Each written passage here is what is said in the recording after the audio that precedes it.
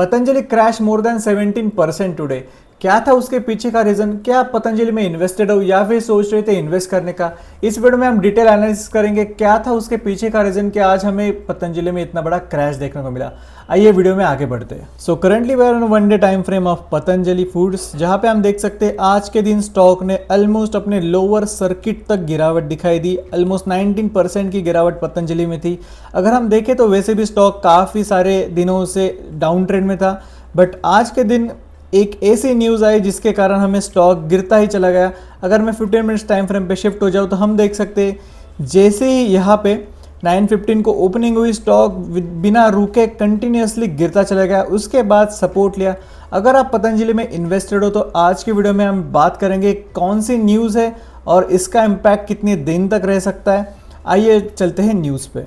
This is a short term negative news for the share holder. News ये है कि share में हमें 17 से 20% की गिरावट देखने को मिली।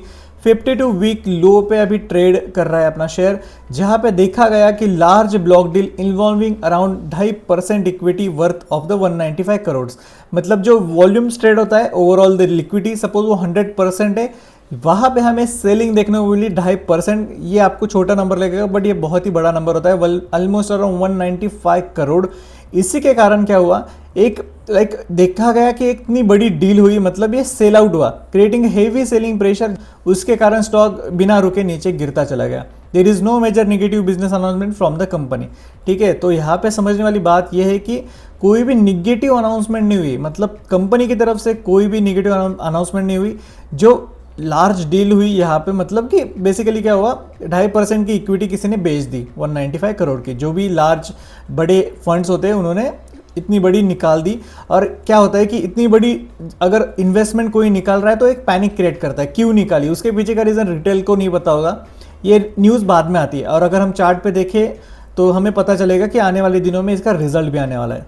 तो पॉजिटिव क्या है, the company clarified it's a business fundamental remain unchange. ठीक है, बिजनेस फंडामेंटल रिमेन अनचेंज, उन्होंने कंफर्म किया कि इससे बिजनेस फंडामेंटल में कोई भी बदलाव नहीं हुआ। Shop driven by the market activity not in operations. ठीक है, यहाँ पे समझ में आता है कि मार्केट एक्टिविटी मतलब ब्लॉक डील देखने की वजह से यहाँ पैनिक सेलिंग हुई, उसी की वजह से ये फॉल आया है। निगेटिव न्यूज़ ये बनती है कि स्टॉक अभी अपने 52 वीक लो पे है।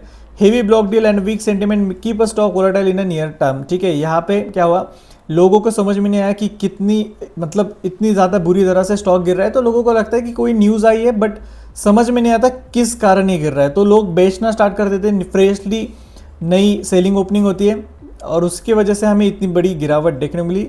The stock has already declined significantly over the past years. इसके बारे में आगे बात करेंगे। शॉर्ट टर्म के लिए ये निगेटिव रहेगा due to the heavy selling pressure, weak sentiment. अभी ओवरऑल हो चुका है मार्केट में, क्या अभी 20% की गिरावट काफ़ी ज़्यादा बड़ी बात होती है। लॉन्ग टर्म के लिए न्यूट्रल रहेगा, एज दर मेजर न्यूज़ नहीं कंपनी की तरफ से कोई भी।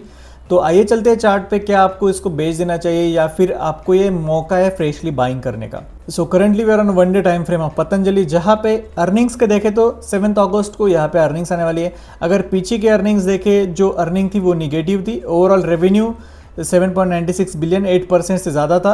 अर्निंग्स जो थी वो 12% माइनस में थी।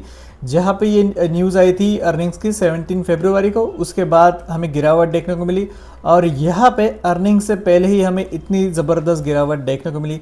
क्या शेयर यहाँ से 300 लेवल्स तक जा सकता है या फिर रिकवर होके फिर से अपने 500 लेवल क्लेम करेगा?